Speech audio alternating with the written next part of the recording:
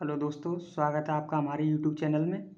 तो आज हम स्टार्ट करने जा रहे हैं यूपी टेट सी टेट के लिए जो CDP होती है उसके जो 30 क्वेश्चन आते हैं उसके लिए महत्वपूर्ण थ्योरी है। तो आइए देखते हैं। तो स्टार्ट करते हैं। पहला हम स्टार्ट करते हैं शिक्षा से। शिक्षा किसे कहते हैं? शिक्षा शब्द की उत्पत्ति दो शब्दों से मिलकर हुई है, शिच प्लस अ, अथवा शिक्षा शब्द की उत्पत्ति शिच धातु में अप्रत्यय लगाने से हुई है, जिसका अर्थ होता है सीखना और सिखाना। शिक्षा को अंग्रेजी में एजुकेशन कहते हैं। एजुकेशन शब्द लैटिन भाषा के एजुकेटम शब्द से बना है, जिसमें ई का अर्थ होता है अंदर से और डुको का अर्थ होता है आगे बढ़ना, अर्थात अंदर से आगे बढ़ना। ये तो हमारी शिक्षा की परिभाषा हो गई और उसका व्याख्या हो गया। आगे हम देखते हैं मनोविज्ञान। मनोविज्ञान की परिभाषा देखते हैं। मनोविज्ञान शब्द का शाब्दिक अर्थ है मन का विज्ञान। अंग्रेजी में मनोविज्ञान को साइकोलॉजी कहते हैं। साइकोलॉजी शब्द की उत्पत्ति यूनान भाषा के साइकी तथा लोगस शब्द से हुई है, जिसका अर्थ है आत्मा का अध्ययन।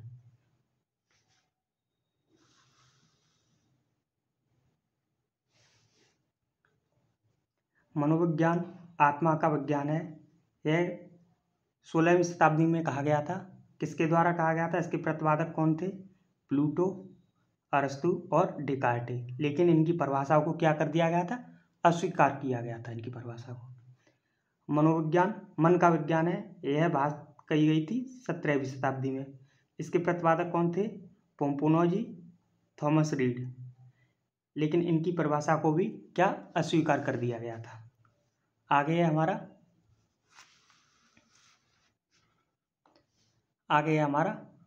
मनोविज्ञान चेतना का विज्ञान है। ये परिभाषा हमारी दी गई थी 19वीं शताब्दी में। इसके प्रतिपादक थे विलियम वुंट, जेम्स टिचनर, सली, और इनकी परिभाषा को भी क्या कर दिया गया था? अस्वीकार कर दिया गया था।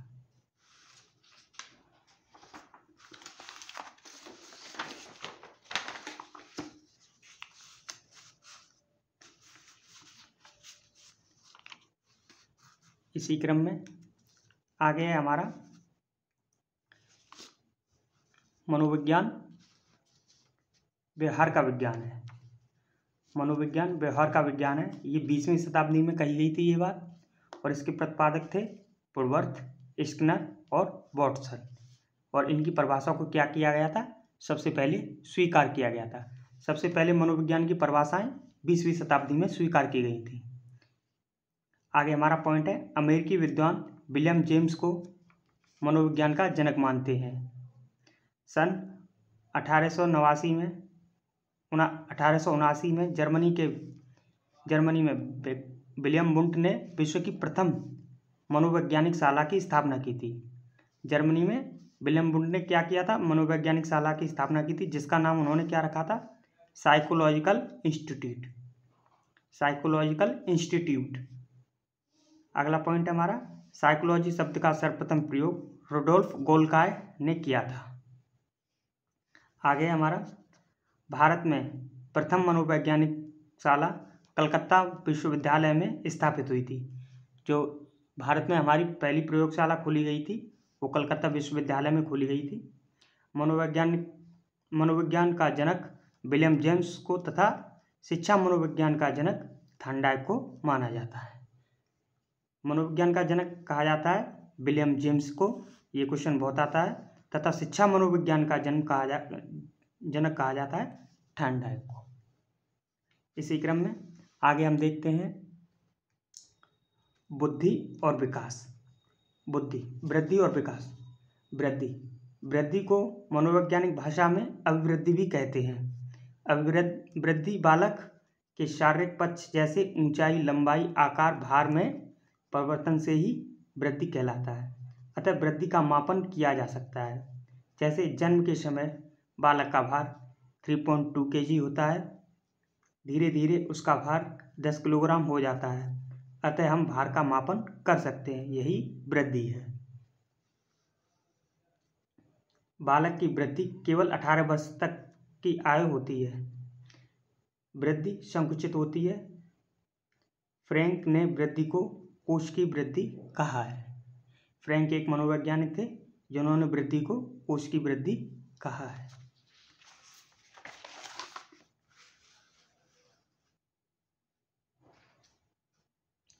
आगे देखते हैं हम विकास।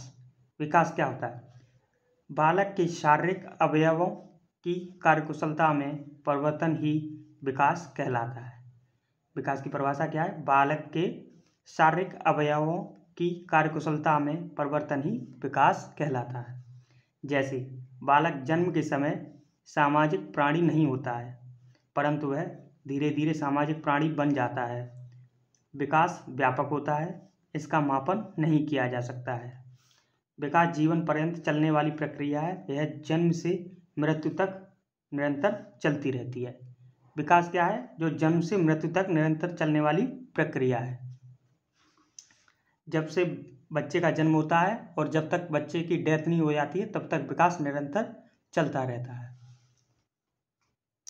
वृद्धि तथा विकास को प्रभावित करने वाले कारक, पहला है हमारा वंशानुक्रम। वंशानुक्रम विकास और वृद्धि को प्रभावित करते हैं। दूसरा है हमारा वातावरण। तीसरा है हमारा बुद्धि। चौथा है हमारा लिंगभेद। पांचवा है हमारा रोग तथा चोट। छठवां है हमारा अंतःस्रावी ग्रंथियां। सातवां है हमारा जन्मक्रम। आठवां है हमारा परिवार। नौवां विद्यालय। विद्यालय से भी वृद्धि और विकास में प्रभावित होते हैं। 10वां है हमारा सांस्कृतिक वातावरण। 11वां है हमारा शुद्ध वायु एवं प्रकाश। 12वां है हमारा पास पड़ोस का वातावरण। अगर पास पड़ोस का वातावरण अच्छा है तो हमें अच्छा विकास होगा, हमारा वृद्धि अच्छी होगी। और पास पड़ोस का वातावरण खराब है तो हमारा विकास उसी तरह का होगा। आगे है हमारा वृद्धि तथा विकास के सामान्य सिद्धांत। पहला सिद्धांत है हमारा निरंतरता का सिद्धांत। विकास निरंतर चलने वाली प्रक्रिया है। विकास कैसी प्रक्रिया है? विकास निरंतर चलने वाली प्रक्रिया है। व्यक्तिगतता का सिद्धांत। प्रत्येक बालक के विकास की गति भिन्न भिन्न होती है। प्रत्येक बालक के विकास की गति कैसी होती है? भिन्न भिन्न होती है। कोई बच्चा जल्दी सीख लेता है, कोई बच्चा देर से सीखता है। समान प्रतिमान का सिद्धांत। प्रत्येक जाति का अपने विकास क्रम निश्चित होता है। जैसे संपूर्ण संसार में मानव का विकास सिर से पैर की तरफ होता है, इसलिए इस सिद्धांत को मस्तकोन्मुखी सिद्धांत भी कहते हैं। यानी कि मानव का जो विकास होता है वो कहाँ से होता है? सिर से पैर की तरफ होता है। पहले बच्चा सिर संभालना सीखेगा, फिर वो अपना धीरे धीरे नीचे का शरीर पैर तक संभालना सीखेगा। पहले सिर संभालेगा, फिर हाथ पैर और नीचे का शरीर धीरे धीरे पैर तक संभालता जाएगा। इस विकास को हम क्या कहते हैं? इसलिए सिद्धांतों को क्या कहते हैं? मस्तकोन्मुखी सिद्धांत कहते हैं। इसी क्रम में आगे चलते हैं।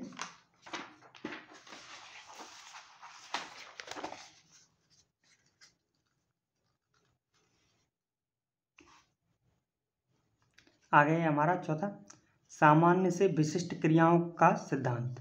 बालक पहले सामान्य अंगों का प्रयोग करता है, परंतु धीरे धीरे विशिष्ट अंगों का प्रयोग करने लगता है। आगे है हमारा पांचवा वंशानुक्रम तथा वातावरण की अंतःक्रिया का सिद्धांत। इस सिद्धांत के अनुसार बालक का विकास वंशानुक्रम तथा वातावरण दोनों की अंतःक्रिया द्वारा होता है। यानी कि बालक का वंशानुक्रम तथा वातावरण दोनों की अंतःक्रिया द्वारा विकास होता है। परस्पर संबंध का सिद्धांत। बालक के सभी अंगों में परस्पर संबंध होता है, इसलिए विकास भी साथ ही होता है। परमार्जितता का सिद्धांत।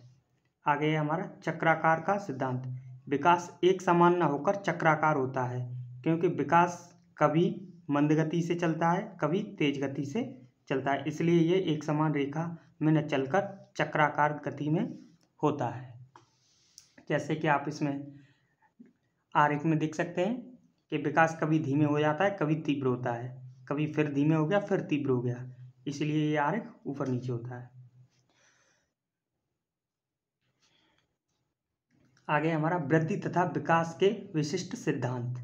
जीन पियाजे का संज्ञानात्मक विकास का सिद्धांत है। कोहलबर्ग का नैतिक विकास का सिद्धांत है। चोमस्की का भाषा विकास का सिद्धांत है। एरिक्सन का मनोसामाजिक विकास का सिद्धांत है। फ्रायड का मनोलैंगिक विकास का सिद्धांत है। और वाइगोत्स्की का सामाजिक सांस्कृतिक विकास का सिद्धांत है। ये सभी सिद्धांत हमको पढ़ने हैं आगे, और ये सभी सिद्धांत किसके? वृद्धि तथा विकास के विशिष्ट सिद्धांत हैं, और इन्हीं से क्वेश्चन हमारे बनते हैं। आइए चलो देखते हैं आगे। इससे पहले हम देख लेते हैं मानव विकास की अवस्थाएं।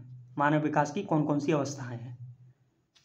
कुछ मनोवैज्ञानिक मानव विकास की 5 अवस्थाएं मानते हैं। कुछ 4 मुख्य अवस्थाएं 4 ही होती हैं। कौन कौन सी होती हैं? पहली अवस्था है हमारी भ्रूणावस्था, गर्भ में अर्थात जन्म से पहले। दूसरी है हमारी शैशवावस्था, जन्म से 5 या 6 वर्ष तक। तीसरी है हमारी बाल्यावस्था, बाल्यावस्था होती है हमारी 6 वर्ष से 12 वर्ष तक। चौथी है हमारी किशोरावस्था, किशोरावस्था होती है हमारी 12 वर्ष से 18 वर्ष तक। 5वीं हमारी प्रौढ़ावस्था, प्रौढ़ावस्था होती है हमारी 18 वर्ष से मृत्यु तक।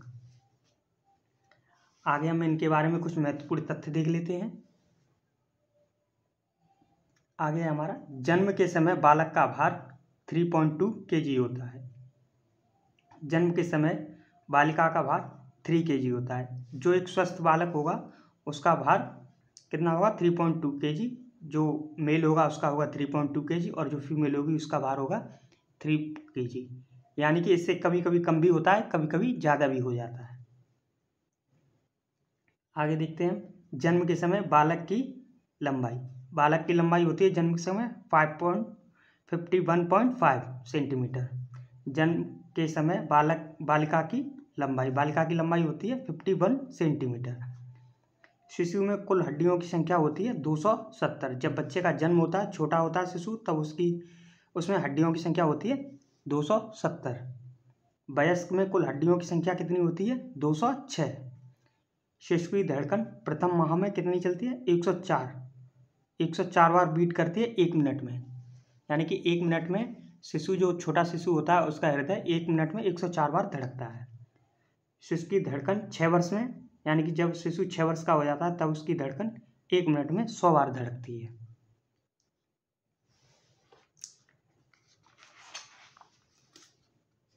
शैशवावस्था को बालकों की आयु कहा जाता है। जो शैशवावस्था होती है उसको बालकों की आयु कहा जाता है। शिशु 6वें व 7वें माह में होता है तब अस्थायी दांतों की संख्या 1 या 2 होती है। जब शिशु 6 या 7 महीने का हो जाएगा तब उसके अस्थायी दांत होते हैं, जिनको हम दूध के दांत भी बोलते हैं। तो उनकी संख्या होती है हमारी 1 या 2 दूध के दांत दिखाई देने लगते हैं 6वें या 7वें माह में। शिशु के 2 वर्ष में अस्थायी दांतों की संख्या 20 हो जाती है। जब शिशु 2 वर्ष का हो जाएगा तब उसके दांतों की संख्या कितनी हो जाएगी? 20 हो जाएगी। और वो भी दांत कैसे होंगे? अस्थायी, जिनको हम दूध के दांत बोलते हैं। इसी क्रम में आगे है शैशवावस्था। शैशवावस्था होती है जन्म से 6 वर्ष की। शैशवावस्था को जन्म से 6 वर्ष तक रखा गया है। शैशवावस्था भावी जीवन की आधारशिला होती है। बालक को भविष्य में क्या बनाना है वह इसी अवस्था में तय कर लेता है। फ्रायड के अनुसार बालक को जो कुछ भी बनाना होता है उसका निर्धारण इन्हीं 4 अथवा 5 वर्षों में हो जाता है। वॉटसन के अनुसार क्या है? आप मुझे एक नवजात शिशु दे दो, मैं उसे डॉक्टर, इंजीनियर, चोर, डाकू कुछ भी बना सकता हूँ। ये वॉटसन की परिभाषा है और ये फ्रायड की परिभाषा है। अच्छा, इसी क्रम में आगे चलते हैं। हम आगे देखते हैं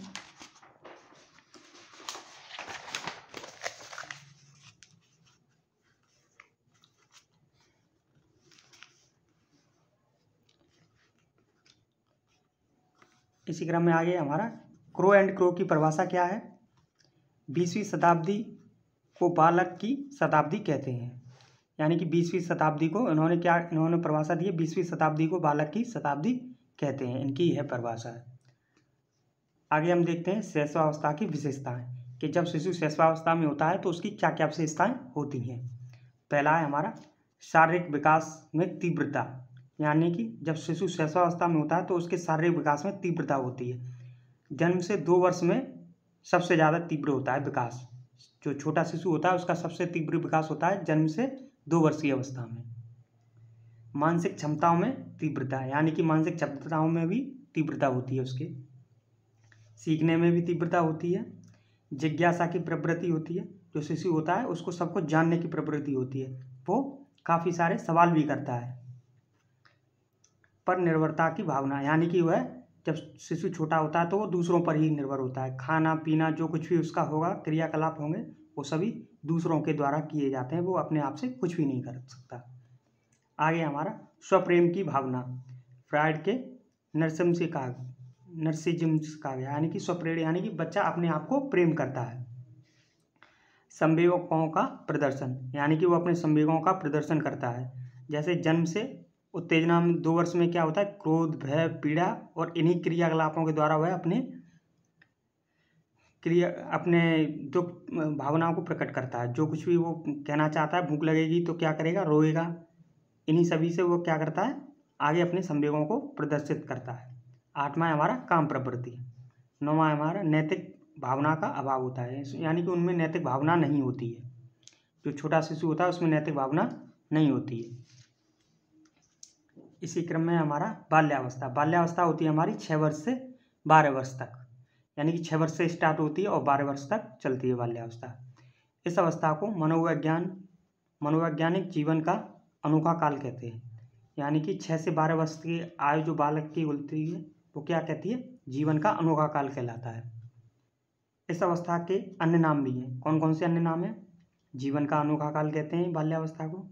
स्फूर्ति की अवस्था कहते हैं, यानी कि शरीर में स्फूर्ति होती है, किसी भी काम को करने की जल्दी होती है और किसी भी काम को जल्दी से करते भी हैं। गंदी अवस्था होती है। गंदी यानी कि बच्चे मिट्टी में खेलना पसंद करते हैं। 6 से 12 साल के बच्चे मिट्टी में खेलना पसंद करते हैं।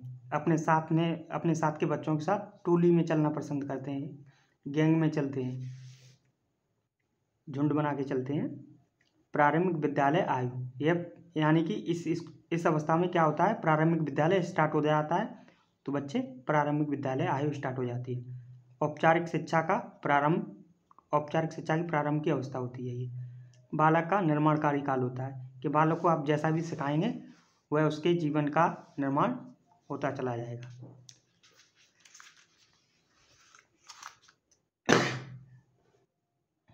बाल्यावस्था की विशेषताएं देखते हैं आगे। बाल्यावस्था की विशेषताएं क्या क्या है? शारीरिक तथा मानसिक विकास में स्थिरता आ जाती है। जो शारीरिक तथा मानसिक विकास होता है उसमें क्या आ जाती है, स्थिरता आ जाती है। आगे हमारा मानसिक क्षमताओं में वृद्धि हो जाती है। जिज्ञासा में प्रबलता आती है, यानी कि बच्चा सवाल करने लगता है, क्यों कैसे पूछने लगता है। आत्मनिर्भरता की भावना होने लगती है, यानी कि वो बच्चा आत्मनिर्भर होना चाहता है। रचनात्मक कार्यों के प्रति रुचि आने लगती है। सामाजिक तथा नैतिक गुणों का विकास होने लगता है। सामूहिक प्रवृत्ति की भावना, यानी गिरोह या टोली की अवस्था कहलाती है। संग्रह की प्रवृत्ति होती है, यानी कि बच्चों को छोटे पे आपने भी किए होंगे, कंचे इकट्ठे करना या कई प्रकार के फूलों को इकट्ठे करना, ये सारी चीज़ें आती हैं। काम प्रवृत्ति में न्यूनता होती है। बहिर्मुखी व्यक्तित्व का विकास होता है, यानी कि उसके वातावरण में जितनी भी चीज़ होती हैं उन सभी से वो कुछ ना कुछ सीखना चाहता है। इसी क्रम में आगे चलते हैं। आगे हम देखते हैं किशोरावस्था। किशोरावस्था हमारी चलती है 12 से 18 वर्ष तक। 12 वर्ष से स्टार्ट हो जाती है किशोरावस्था और 18 वर्ष तक हमारी किशोरावस्था चलती है। कुछ मनोवैज्ञानिक किशोरावस्था को 3 भागों में बांट देते हैं। पहली हमारी प्राक किशोरावस्था। प्राक किशोरावस्था स्टार्ट होती है 11 या 12 वर्ष से 13 या 14 वर्ष तक चलती है। दूसरी हमारी प्रारंभिक किशोरावस्था, ये हमारी चलती है 13 या 14 वर्ष से 17 वर्ष तक। और बाद में उत्तर किशोरावस्था, ये हमारी 17 वर्ष से 18 वर्ष के बीच वाली होती है। किशोरावस्था में बालक के संवेगों में बहुत उथल पुथल पाया जाता है, इसलिए मनोवैज्ञानिक इस अवस्था को समस्यात्मक अवस्था भी कहते हैं। इस अवस्था को संधिकाल की अवस्था भी कहते हैं।